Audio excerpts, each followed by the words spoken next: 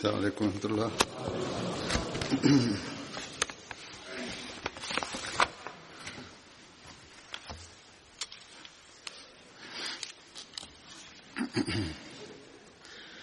أشهد أن لا إله إلا الله وحده لا شريك له وأشهد أن محمدا عبده ورسوله أما بعد فأعوذ بالله من الشيطان الرجيم بسم الله الرحمن الرحيم الحمد لله رب العالمين الرحمن الرحيم مالك يوم الدين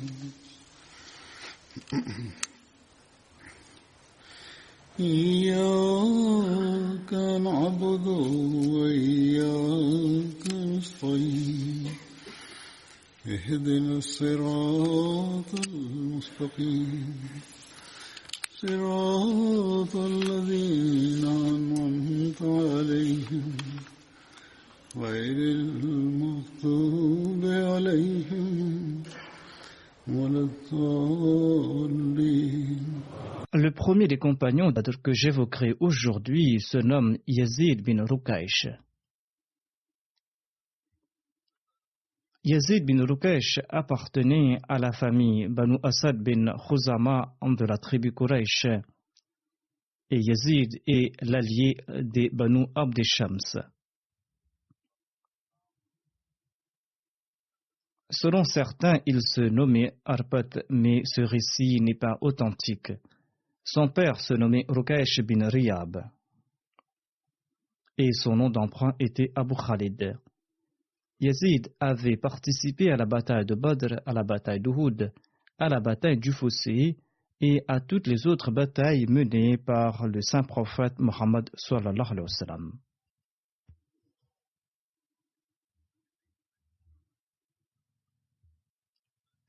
Lors de la bataille de Badr, Yazid avait tué Amr bin Sufyan, qui appartenait à la tribu Taï.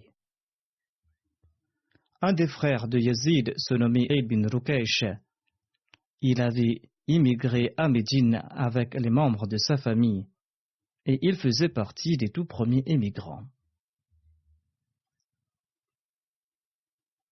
Un frère de Yazid se nommait Abdurrahman Rukaysh. Il avait participé à la bataille d'Uhud.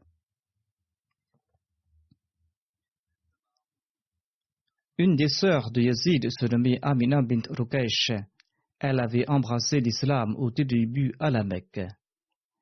Elle avait aussi émigré à Médine avec les membres de sa famille. Yazid est tombé à martyr au cours de la bataille de Yamama en l'an 12 de l'Hégire. Je vous présente quelques détails à propos de la bataille de Yamama, quoique j'en ai fait mention brièvement dans le passé. La bataille de Yamama a eu lieu au cours du califat d'Abu Bakr en l'an 11 de l'Hégire. Selon certains historiens, cette bataille a eu lieu en l'an 12 de l'Hégire. Cette bataille a été menée contre Musaylama le menteur à Yamama. Abu Bakr avait envoyé Ikrama bin Abu Jahal à la tête d'une armée pour combattre Musaylama. Et comme renfort, le calife Abu Bakr a ensuite envoyé une autre armée avec à sa tête Shahrabil bin Hassana. Ikrama avait déjà entamé la bataille contre Musaylama avant que Shahrabil arrive afin qu'il puisse clamer la victoire, mais il a été vaincu par Musaylama. Quand Shahrabil a eu cette nouvelle en cours de route, il s'est arrêté. Lorsque Ikrama a envoyé son rapport à Abu Bakr, celui-ci lui a commandé de ne pas retourner à Médine dans cet état. Il ne devait pas retourner à Médine dans cet état afin de ne pas susciter la couardise dans les cœurs des gens. Ikrama devait se rendre avec son armée à Oman et à Mahra afin de combattre les rebelles. Par la suite, ils partirent combattre les rebelles du Yémen et de Hadramaut. Abu Bakr a demandé à Shahrabil d'attendre l'arrivée de Khalid bin Walid. Khalid bin Walid qui l'avait envoyé pour combattre Moussailama en compagnie d'un grand nombre de Muhajirin et d'Ansar.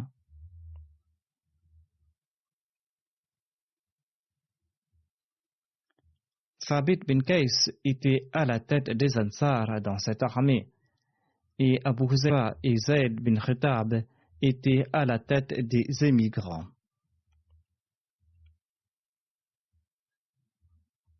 Shahrabil a entamé le combat contre Moussailama avant l'arrivée de Khalid et il a été mis en déroute.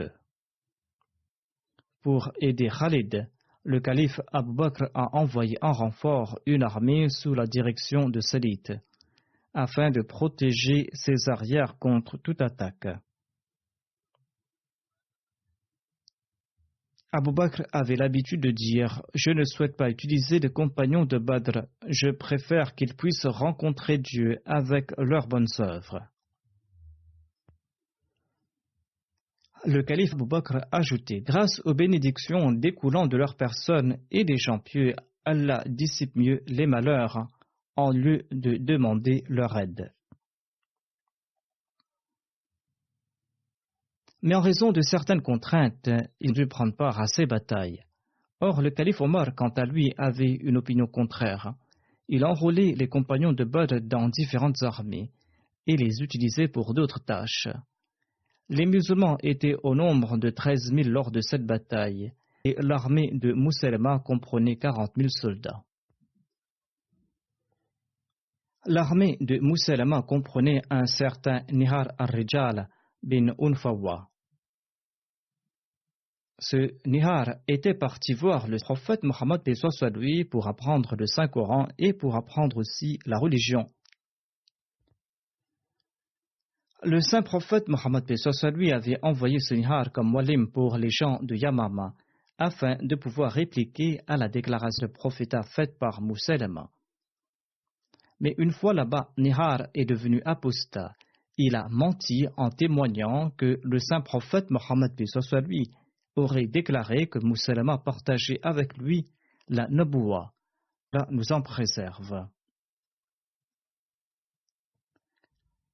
Ainsi donc, dans le passé comme aujourd'hui, lorsqu'on devient un apostat, l'on profère toujours pareil mensonge. L'on donne ses faux témoignages. L'apostasie de ce Nihar avait eu un plus grand effet que la déclaration de Moussailama sur les Banu Hanifa, la tribu de Moussailama. Sa déclaration avait eu un plus grand effet, étant donné que Nihar avait été envoyé par le saint prophète Mohammed pour les éduquer. Ainsi donc, ses propos ont été plus influents que la déclaration de Moussailama. Tout le monde a accepté son témoignage et les gens de cette tribu ont voué obéissance à Moussailama. Il lui a demandé d'écrire une lettre au saint prophète Mohammed lui. Ils étaient prêts à le soutenir si celui-ci le rejetait. Cette annonce de rébellion était la cause de la bataille. Abu Bakr par la suite a envoyé Khalid bin Walid. Et quand Moussailama a eu connaissance de sa venue, eh bien, Moussailama a campé dans la région d'Okraba et il a appelé les gens à l'aide. Les gens ont répondu à son appel en grand nombre. Mujah bin Marara et sa troupe ont été interceptés par les musulmans en cours de route. Khalid a tué ses compagnons et il a laissé en vie Mujah, car Mujah jouissait d'un statut éminent au sein de la tribu Banu Hanifa. Ainsi donc, leur leader Mujaha n'a pas été tué étant donné qu'il avait une grande influence. Shahrabil, le fils de Musaylama, a enflammé les Banu Hanifa, la tribu de Mujaha, en disant « Montrez votre courage aujourd'hui ». Lorsque le leader de cette tribu a été arrêté, eh bien, le fils de Musaylama a enflammé cette tribu en disant que vous devez montrer votre courage. Si vous êtes vaincus aujourd'hui, vos femmes seront réduites à l'esclavage et on profitera d'elles sans le mariage. Montrez votre courage aujourd'hui afin de protéger votre honneur et afin de protéger vos femmes. La bataille a débuté. Le drapeau des émigrants est passé entre les mains de Salim Maula Hudayfa, tandis qu'il était auparavant entre les mains d'Abdullah bin Hafs. Abdullah bin Hafs qui est tombé à martyr. Le drapeau des Ansar était entre les mains de Thabit bin Qais. La bataille était d'une férocité que les musulmans n'avaient jamais connue auparavant. Les musulmans ont été battus en retraite et les Banu Hanifa ont avancé afin de libérer Mujaha, qui avait été fait prisonnier par Khalid. Ainsi donc, l'ennemi est parti dans la direction de la tente de Khalid. Dans la tente se trouvait l'épouse de Khalid. Les gens ont tenté de tuer la femme de Khalid, mais Mujaha a déclaré qu'il lui accordait sa protection et qu'il ne devait pas le tuer.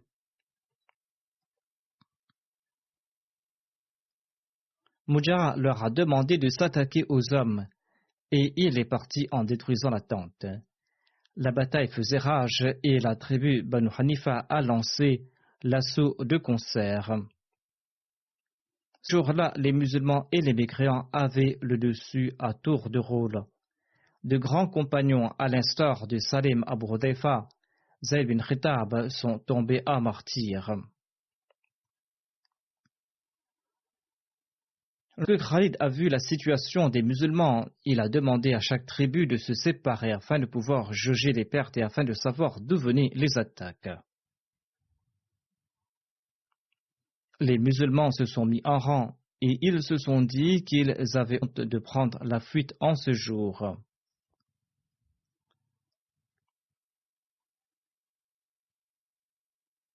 C'est-à-dire que leurs conditions étaient pitoyables. Les musulmans n'avaient pas connu de jour pire. Musaylama n'avait pas bougé de son lieu qui était le centre des mécréants. Khalid a compris que la bataille ne prendra fin qu'avec la mort de Musaylama. Ainsi donc, Khalid a avancé pour se battre. Il s'est présenté sur le champ de bataille et il a lancé le cri de guerre qui était « Ya Muhammad ». Et tous ceux qui descendaient sur le champ de bataille étaient tués. Les musulmans se sont réveillés et lorsque Khalid a appelé Musaylama, celui-ci a pris la fuite et il est parti se réfugier dans son verger avec ses compagnons, tout en renfermant le portail derrière lui. Les musulmans ont entouré le verger et Bara bin Malik, un compagnon, a demandé aux musulmans de l'aider à escalader le mur. Il était en effet très brave, mais les musulmans ont refusé. Sur ce, Bara a insisté qu'il le fasse pénétrer dans le jardin par un moyen ou par un autre. Par la suite, les musulmans l'ont aidé à escalader le mur et il a pénétré dans le verger. De l'intérieur, il a pu ouvrir le portail. Les musulmans ont pénétré dans le verger et une bataille féroce a éclaté de nouveau. Wahshi a tué Musaylama. Il s'agissait du même Wahshi qui avait tué l'oncle du saint prophète Mohammed lui. Selon un autre récit, Wahshi et un Ansari auraient tué tous deux Musaylama. Wahshi lui a envoyé sa lance et l'Ansari l'a tué avec son épée. Ils avaient tous deux lancé leur assaut au même moment. Wahshi disait par la suite qu'Allah seul savait le mieux qui lui avait donné le coup de grâce. Abdullah bin Omar relate, quelqu'un a crié, un esclave noir a tué Musaylama. Ainsi, il y a une grande possibilité que ce fut Wahshi qui avait tué Musaylama.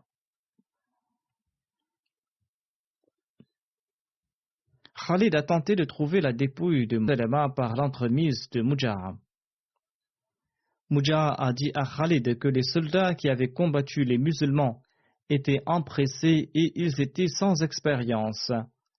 La forteresse regorgeait de soldats aguerris, disait-il, et il fallait mieux conclure une trêve avec ces gens-là par son entremise. Sinon, les musulmans allaient subir plus de pertes. C'était là une grande ruse de la part de Mujaha.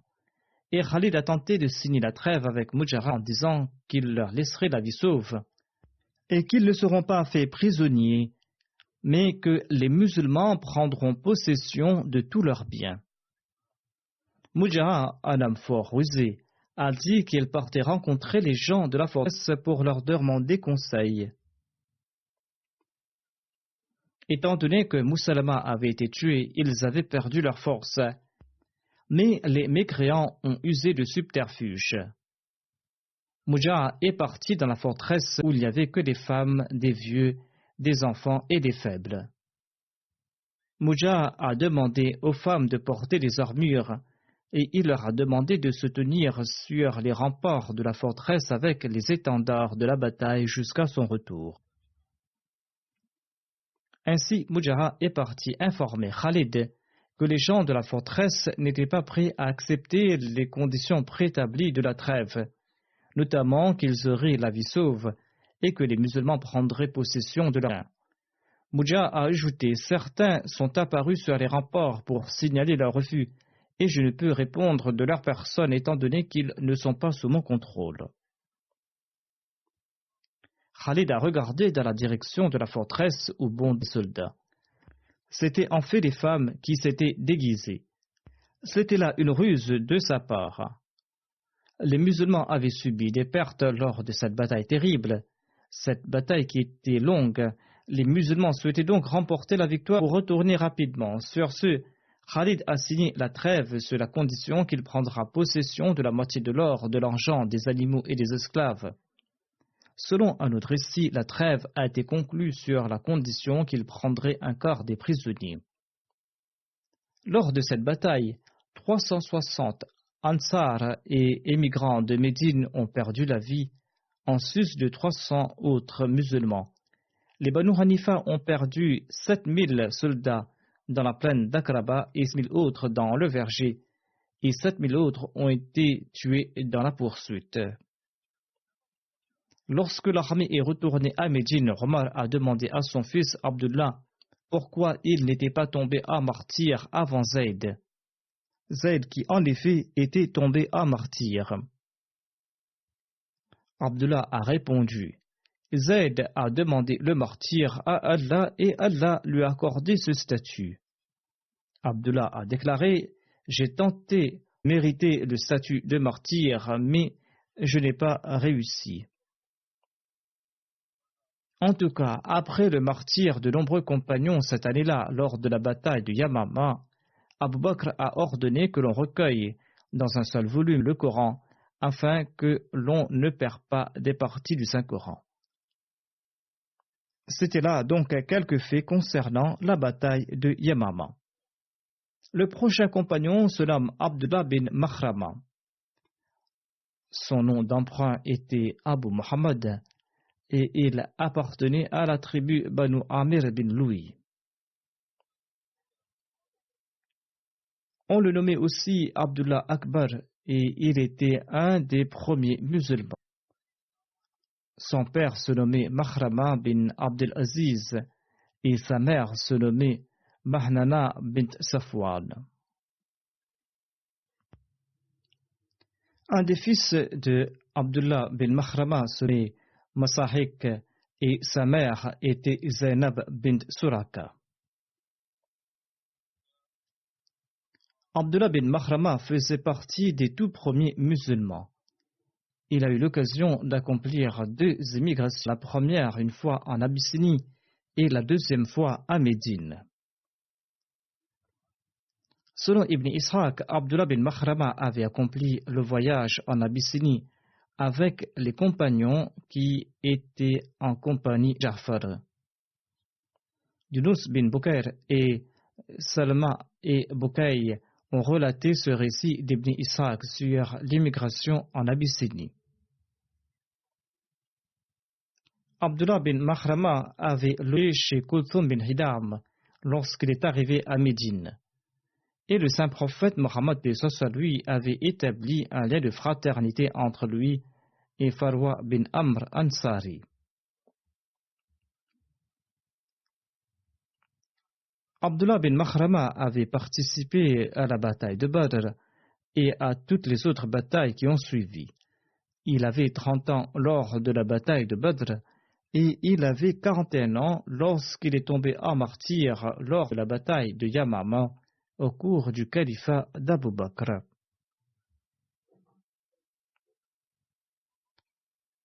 Abdullah bin Makhrama souhaitait ardemment connaître le martyr. Et il demandait à Allah de ne pas lui donner la mort tant qu'il n'avait pas reçu des blessures sur chaque joint de son corps pour la cause d'Allah. Ainsi donc, le jour de la bataille Yamama, il a reçu des blessures sur ses joints et il est décédé des suites de ces blessures et il est tombé en martyr. Abdullah bin Makhrama était aussi un grand adorateur de Dieu. Durant sa jeunesse, il priait beaucoup. Ibn Omar relate: les jours précédant la bataille de Yamama, j'étais en compagnie d'Abdullah bin Makhrama et de Salim, l'esclave affranchi d'Abu Huzaifa. Tous les trois, nous faisions paître les chèvres. Ces chèvres appartenaient peut-être à l'armée et ils avaient pour responsabilité de les protéger.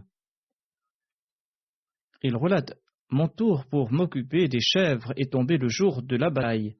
Lorsque je suis retourné, j'ai vu Abdullah bin Makhrama gisant blessé sur le champ de bataille.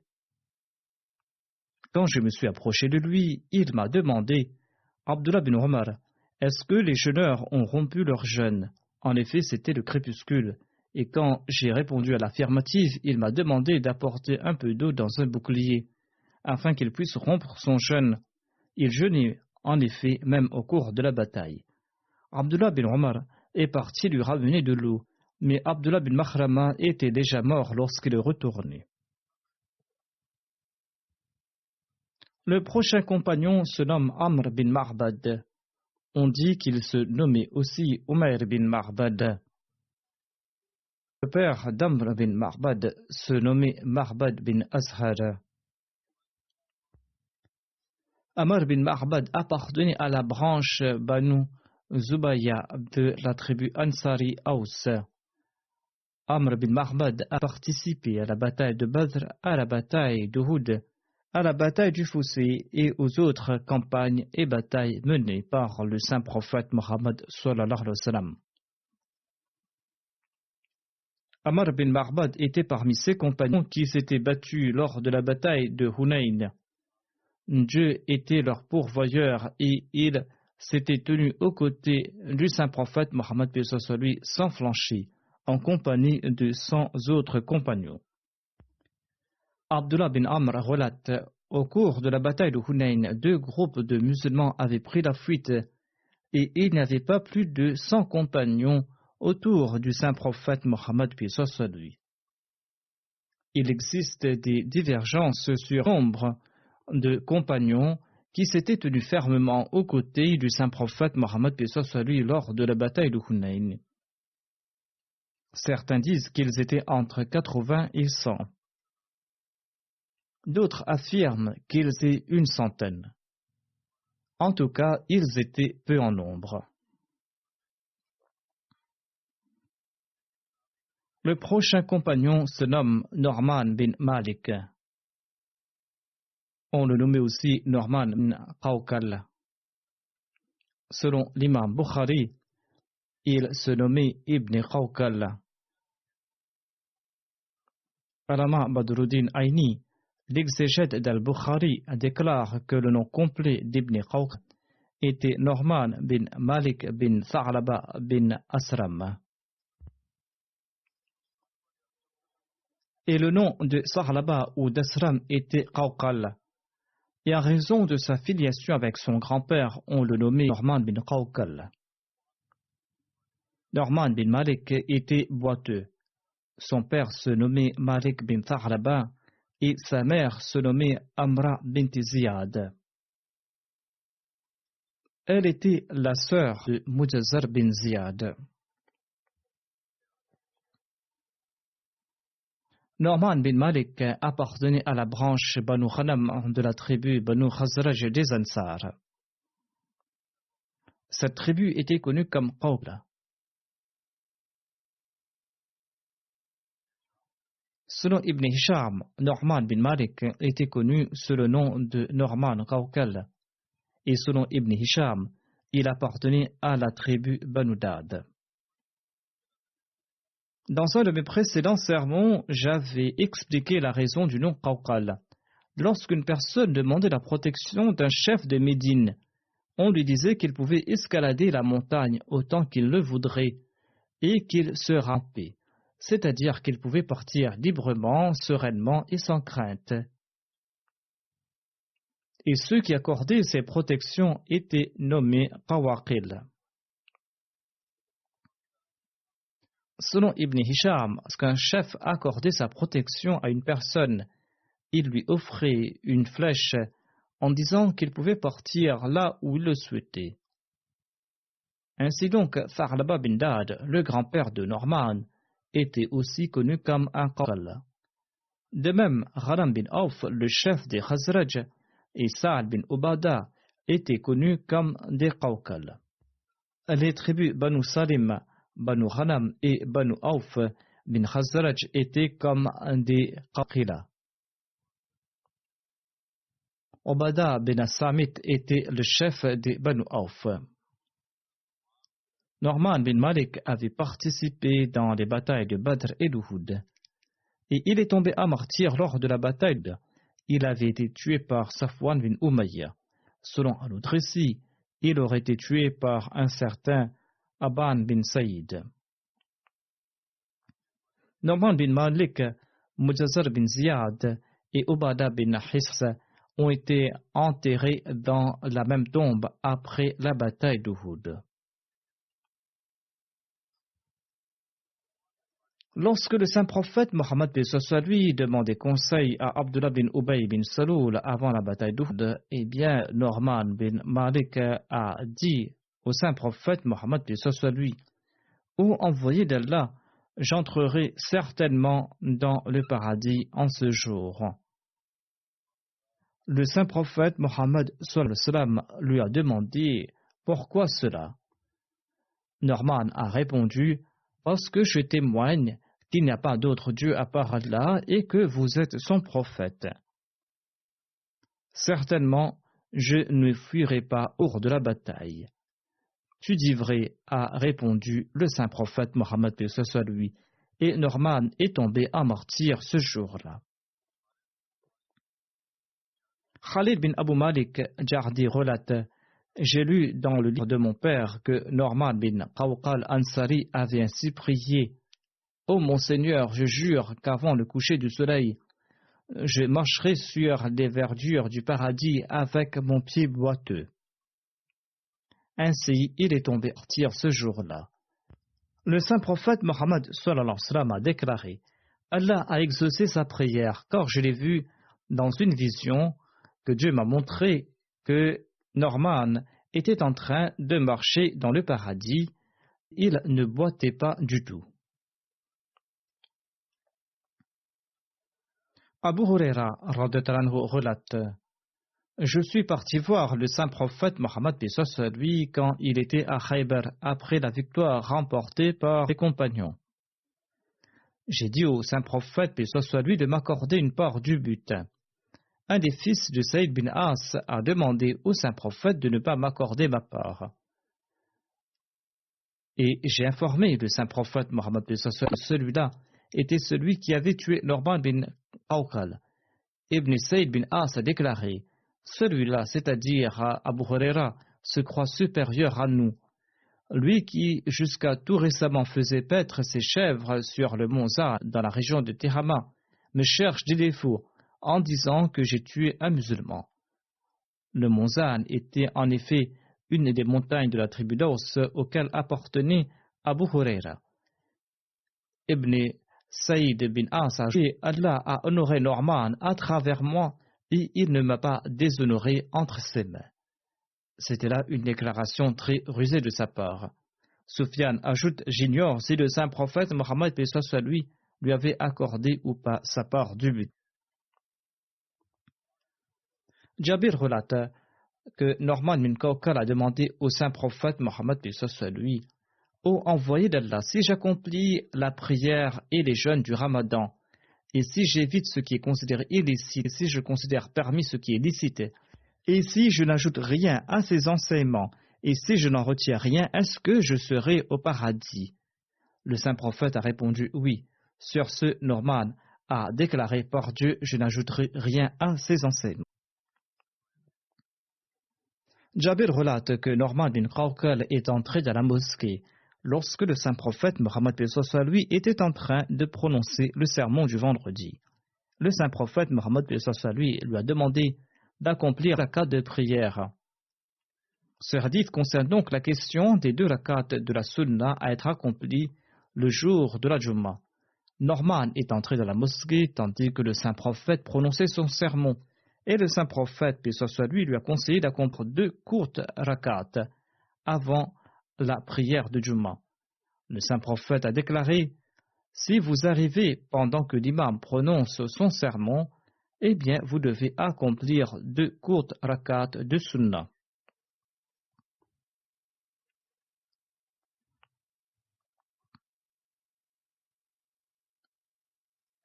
Le prochain compagnon se nomme Khubayb bin Adi Ansari. Khubayb bin Adi appartenait à la famille Banu Jahjaba de la tribu Aus. Le saint prophète Mohammed lui avait établi un lien de fraternité entre lui et Omer bin Abi Waqqas lorsque ce dernier est venu de la Mecque pour s'établir à Médine.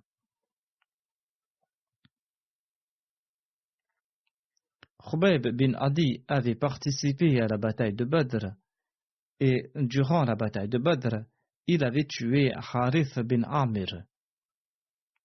Il était aussi responsable de surveiller les affaires des combattants lors de cette bataille. Khubayb bin Adi était présent à Raji en l'an 4 de l'Hégire et il avait été fait prisonnier par des polythéistes en compagnie de Zayd bin Dasna. Ils ont été transportés à la Mecque où ils ont été vendus. Là-bas, les fils de Harith bin Amir l'ont acheté afin de se venger de la mort de leur père. Khubayb qui avait tué leur père au cours de la bataille de Badr. Selon Ibn Ishaq, Hujair bin Abu Ihab Tamimi avait acheté Khubayb bin Adi car il était l'allié des fils de Harith. Ensuite, Uqba, le fils de Harith, lui a acheté Khubayb afin qu'il puisse se venger de la mort de son père. On relate aussi qu'Uqba bin Amir avait acheté Khubayb des Banu Najjar. Selon un autre récit, on dit que Abu Ihab, Ikrama bin Abi Jahal, Akhrath bin Shuraik, Ubayda bin Hakim et les fils de Maya bin Abu Udba Hazrami ainsi que Safwan bin Umayya avaient acheté Khubayb. Les pères de toute personne avaient été tués lors de la bataille de Badr et ils avaient acheté Khubayb bin Adi afin de le remettre à Uqba bin Harith. Uqba bin Harith qui l'avait emprisonné chez lui. Un récit du Sahih al-Bukhari évoque l'incident de Raji. Abu Huraira relate que le saint prophète Mohammed lui avait envoyé 10 personnes pour une mission de renseignement. Le chef de cette expédition était Asim Thabit Ansari, le grand-père maternel d'Asim bin Omar bin Khitab. Lorsque l'expédition est arrivée à Bahda, située entre Asfan et la Mecque, quelqu'un a informé les Balihyan, un clan des Banu Huzayl, de leur présence. En entendant cette nouvelle, Environ 100 archers des Banu Lahyan ont suivi les traces des musulmans pour arriver sur le lieu où ils s'étaient arrêtés pour manger des dattes qu'ils avaient apportées de Médine comme provision pour leur voyage.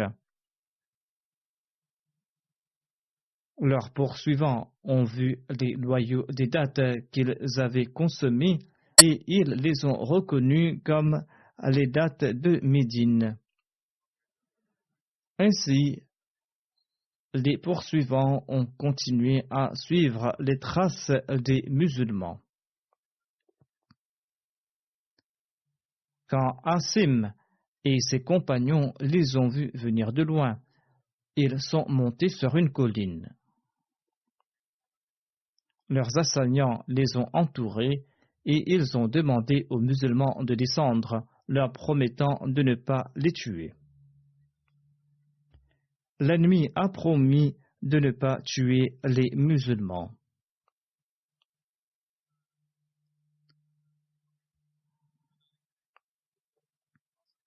Asim bin Thabit, qui était le chef de l'expédition, a déclaré qu'il ne descendrait pas de la colline sur la parole des mécréants.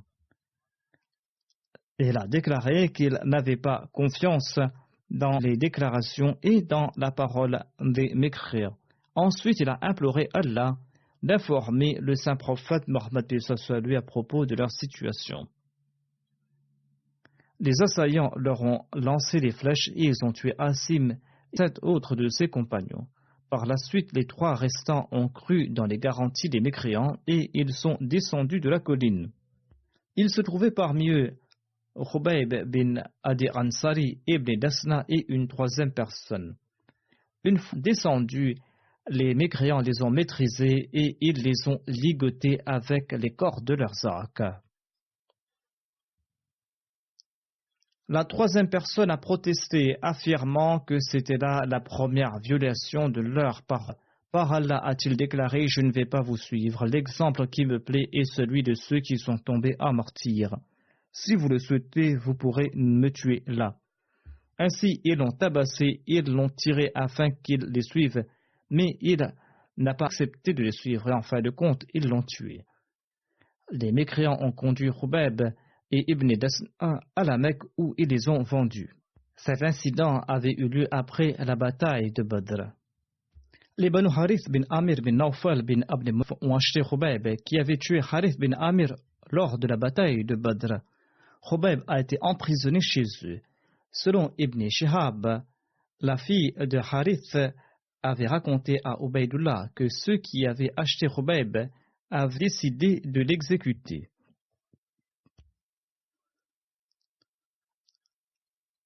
Ceux qui avaient acheté Khubayb ont décidé de le tuer. Un jour, Khubayb a demandé à la fille de Harith un rasoir. C'est un récit qui est très connu. Et la fille de Harith lui a donné un rasoir.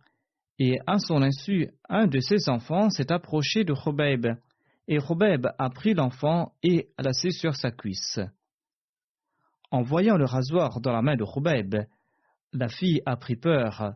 Et quand Khubayb a vu la terreur sur son visage, il lui a dit « Tu as peur que je le tue ?» « Je ne suis certainement pas capable de pareilles choses, » a dit Khubayb. La fille de Harith rapporte « Par Dieu, je n'ai jamais vu un prisonnier à l'instar de Khubayb. » Elle ajoute « Un jour, je l'ai vu avec une grappe de raisin entre les mains, et il en mangeait alors qu'il était enchaîné. Or, il n'y avait pas de fruits à l'époque à Médine. » C'était là une provision qu'il avait reçue de la part de Dieu.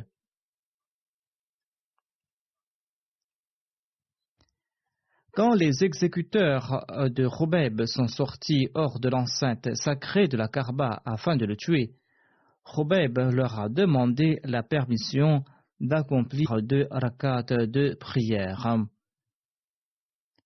Il leur a demandé la permission d'accomplir 2 rakats de prière avant son exécution.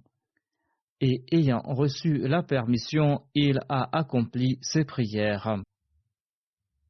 Il a dit par la suite qu'il aurait voulu continuer à prier, mais qu'il ne le faisait pas de crainte qu'il ne pense pas qu'il avait peur de mourir. Ensuite, Khubayb a imploré Dieu en ces termes: « Ô Allah, détruis chacun d'entre eux. » Lorsque Khubayb était sur le point de tomber en martyr, il a fait cette supplication: « Ô mon Seigneur, anéantis-les tous un par un. »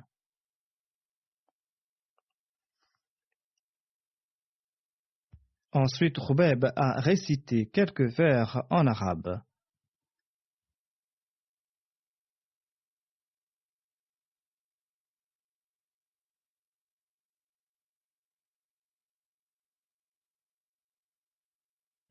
Dans ces vers, il disait: « Alors que je suis sur le point de mourir en étant musulman, je ne me soucie guère dans quelle direction je vais tomber. Je vais tomber dans la voie d'Allah, et ce martyr est uniquement pour la cause d'Allah. S'il le souhaite, il peut bénir chaque morceau de mon corps. » Allama Hajar Asqalani, un exégète de Bukhari, a commenté sur un hadith concernant l'incident de Raji. Il rapporte que lorsque Khubayb allait tomber à martyr, il a prié en ces termes: « Ô Allah, compte tous ses ennemis afin que tu puisses me venger. » Selon un autre récit, il aurait déclaré: « Ô Allah, tue-les un par un et n'épargne aucun d'entre eux. » Finalement, il a accompli des nawafil et le fils de Harith, Uqba, a tué Khubayb bin Adi. Selon un autre récit, un récit de Bukhari, c'est Abu Sara qui aurait tué Khubayb.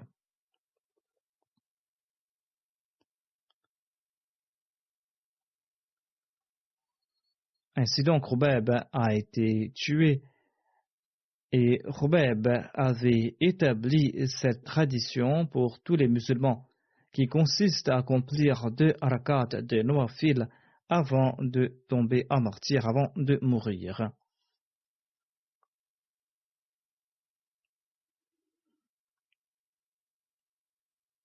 Allah avait accepté la supplication d'Asim bin Thabit le jour où il était tombé en martyr. Et comme je l'ai mentionné précédemment, Asim, le leader de cette expédition, avait prié le saint prophète Mohammed paix soit sur lui. Khubayb était de la même expédition. Et le saint prophète Mohammed paix soit sur lui a informé ses compagnons de la situation de ces musulmans, ainsi que des souffrances qu'ils avaient subies. Lorsque des personnes informèrent les mécréants des Quraysh qu'Asim a été tué, ils envoyèrent des gens pour trouver sa dépouille, afin de récupérer une partie de sa dépouille pour permettre de l'authentifier. Le jour de la bataille de Badr, Asim avait tué 2 grands chefs des Qurayshites. Ainsi, ils ont envoyé un groupe de chefs vers la dépouille d'Asim.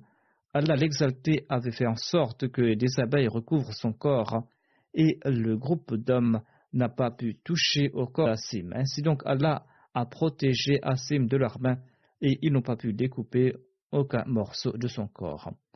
Lorsque Khubayb allait tomber à martyr, il a prié: « Ô Allah, je n'ai aucun moyen pour transmettre mes salutations à ton prophète. Transmets donc des salutations de ma part au saint prophète, paix soit sur lui. » Et lorsque Khubayb a été posé sur l'échafaud, il a prié. Lorsqu'un polythéiste a entendu sa prière: « Ô Allah, compte-les tous et tue-les un par un », eh bien, ce polythéiste s'est allongé sur le sol par crainte. Il ajoute que, en une année, mis à part cet homme qui s'était allongé sur le sol, aucun de ceux qui étaient impliqués dans le meurtre de Khubayb n'était resté en vie. Muawiyah bin Abi Sufyan déclare: « J'étais présent avec mon père au moment de l'exécution. Lorsque mon père entendit la prière de Khubayb, il me fit allonger au sol. » Urwa déclare: « Quelques autres personnes l'avaient également fait. Dans un autre récit, il est rapporté que parmi les polythéistes qui étaient présents à l'exécution se trouvaient Abu Ihab, Akhnas bin Shurayk, Ubayda bin Hakim et Umayya bin Utba. On a également rapporté que l'ange Gabriel s'était présenté au saint prophète et a informé le saint prophète, paix soit lui, à propos de cet incident, suite à quoi le saint prophète a informé ses compagnons.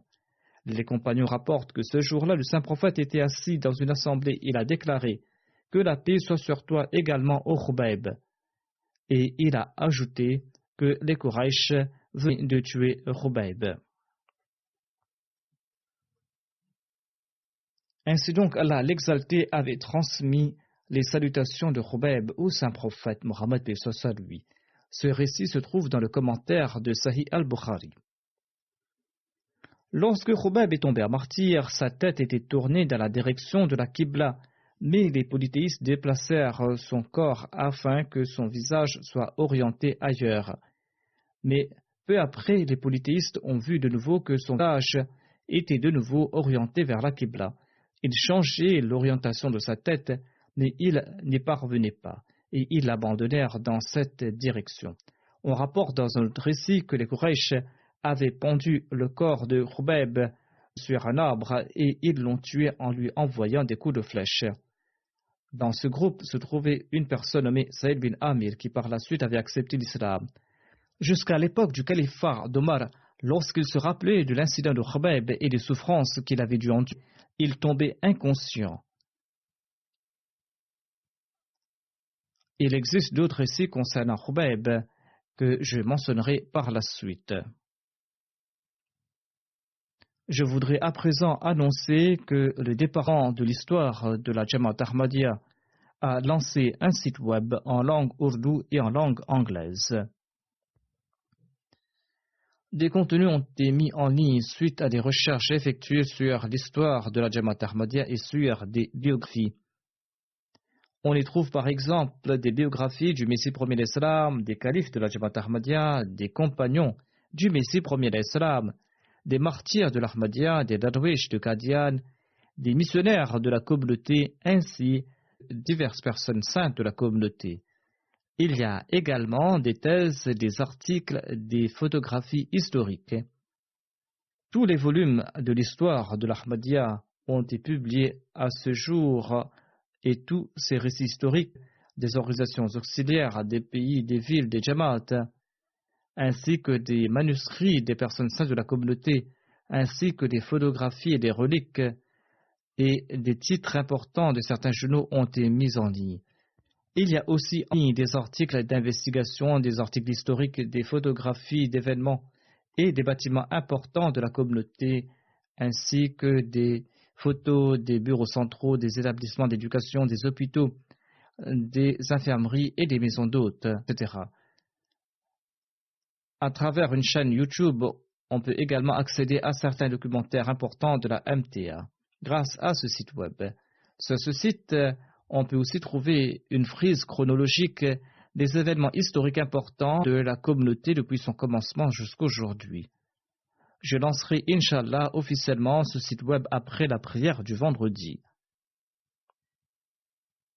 Je voudrais aussi présenter une triste nouvelle. Notre ancien missionnaire, Siur Rahman Saheb, qui avait servi en Afrique et dans différents endroits, et qui était directeur de la Nusrat Art Press, est décédé le 17 septembre dernier à l'âge de 75 ans des suites d'une crise cardiaque. Inna lillahi wa inna ilayhi raji'un. C'est à Allah que nous appartenons et c'est à lui que nous retournerons. Il était le fils de Fazul Rahman. Je vais diriger sa prière funéraire en l'absence de son corps. Le défunt était le petit-fils de Maulvi Qudratullah Sanouri, qui était le compagnon du Messie premier d'Islam. Son père s'était également dédié sur l'ordre du Muslim Maud. Son père a servi sur les terres dans la région du Sindh. Safiur Rahman Sab, le défunt, avait fait ses études élémentaires à Rabwa. Ensuite, sa mère, sur la base d'un rêve, l'a inscrit à la Jamia de Rabwa. Et en 1970, il a obtenu son diplôme de missionnaire Shahid. Le défunt avait 2 épouses. Il a eu une fille de sa première épouse et n'a pas eu d'enfant de sa deuxième épouse.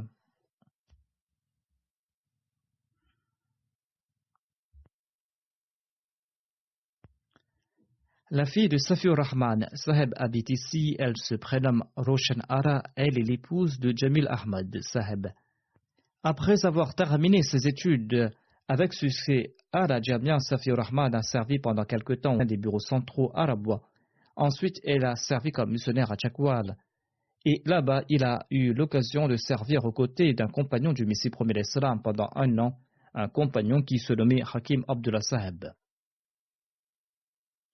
En 1972, il a été envoyé en Sierra Leone.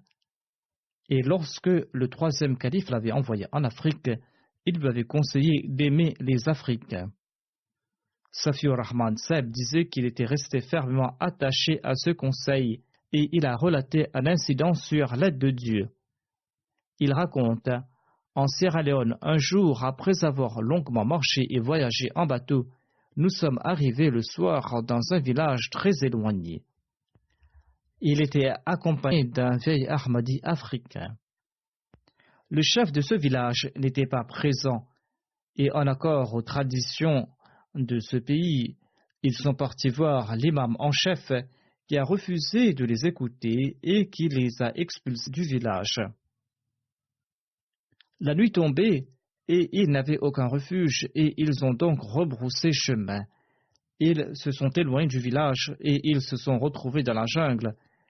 Et c'était un endroit où on pouvait également rentrer des vagues de la mer ou des vagues d'une fleuve.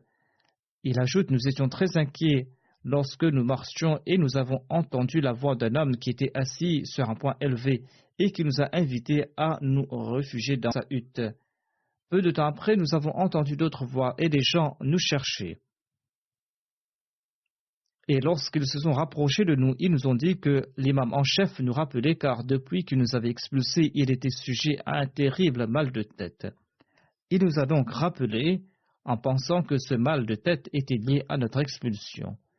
Ils sont donc repartis dans le village et l'imam en chef avait réuni tous les villageois. Le défunt rajoute que nous avons prêché le message la nuit, 10 ou 12 personnes ont accepté l'Ahmadiyya. Et pour guérir l'imam de ce mal de tête, j'ai récité la sourate al-Fatiha et j'ai soufflé sur lui.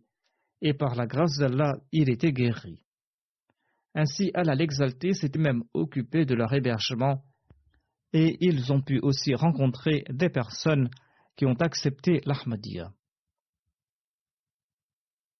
Le défunt a pu établir une imprimerie en Sierra Leone. Le 3e calife avait envoyé des machines d'imprimerie là-bas. À cette époque, l'imprimerie de la communauté rencontrait pas de grand succès, mais en dépit de cela, le défunt a fait tourner cette imprimerie avec beaucoup d'efforts. Et cette imprimerie lui a valu de très nombreux compliments de la part du 3e calife. Par la suite, il a été envoyé au Nigeria, où il avait établi une autre imprimerie, une imprimerie de la communauté qu'il a fait tourner avec beaucoup de succès. Un incident a eu lieu également en cet endroit. Lorsqu'il travaillait, il s'était blessé le doigt qui s'était retrouvé dans les rouages de la machine. Il a tenté de se faire traiter, mais sans succès. Lorsque le 3e calife a appris à propos de cet accident, le 3e calife qui se trouvait peut-être à Londres, il lui a demandé de se rendre à Londres pour se faire soigner. Et par la grâce d'Allah, son doigt a été guéri. Lorsque l'imprimerie Rakim Press allait être fondée par le 4e calife, Safiur Rahman se trouvait ici au Royaume-Uni. Et le 4e calife lui a demandé d'établir une imprimerie ici au Royaume-Uni. Le comité qui a été fondé pour ce but comptait parmi ses membres Mustafa Sabit Mubarak Saki, et le défunt faisait également partie de ce comité. Et par la grâce de Dieu, depuis ce temps, l'imprimerie est en fonctionnement ici au Royaume-Uni. Il a servi pendant 17 ans en Afrique, en Sierra Leone et au Nigeria. Ensuite, en 1988, lors de sa tournée en Afrique, le 4e calife a demandé aux défunts de se rendre au Cameroun pour y établir la communauté. Il a eu le visa au prix de grandes difficultés et il s'est rendu là-bas et il a résidé au Cameroun pendant 1 mois. Et là-bas, il a pu transmettre le message. Il a été interviewé par des radios locales et par la grâce d'Allah durant sa tournée, une famille a pu embrasser Al-Ahmadiyya. En 1988, le défunt est retourné au Pakistan où il a servi à Lahore en tant que missionnaire. Il s'est également rendu ici à différentes occasions lors de l'Hajj Sassalana. Il a également servi à différents postes au sein du bureau du secrétaire privé. En 1991, il a servi en tant que responsable de la Nusrat Art Press. Depuis quelque temps, en raison d'un AVC, il était malade et il avait pris sa retraite. Qu'Allah fasse preuve de miséricorde et de pardon à son égard, qu'il exalte son rang et qu'il permette à sa fille unique et à son épouse de faire preuve de patience et de courage.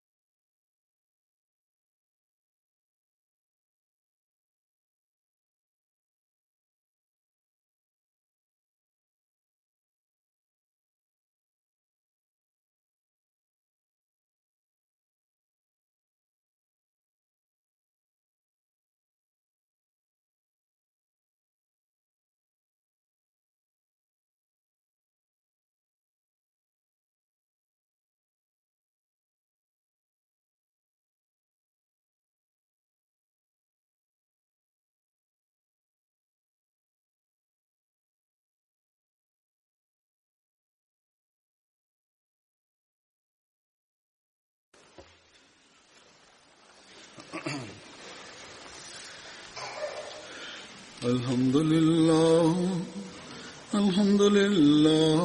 نحمده ونستعينه ونستغفره ونؤمن به ونتوكل عليه ونعوذ بالله من شرور أنفسنا ومن سيئات أعمالنا من يهده الله فلا مضل له ومن يضلل فلا هادي له ونشهد أن لا إله إلا الله ونشهد أن محمدا عبده ورسوله عباد الله رحمكم الله إن الله يأمر بالعدل والإحسان وإيتاء ذي القربى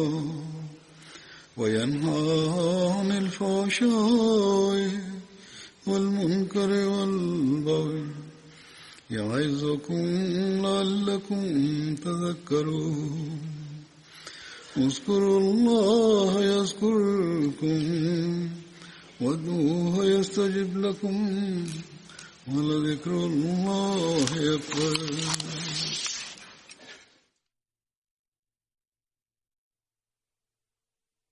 اللهم صل على محمد وعلى آل محمد كما صليت على إبراهيم وعلى آل إبراهيم إنك حميد مجيد.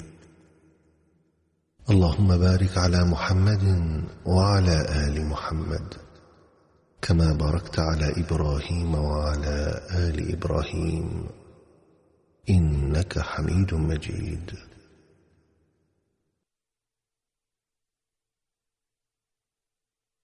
أعوذ بالله من الشيطان الرجيم. بسم الله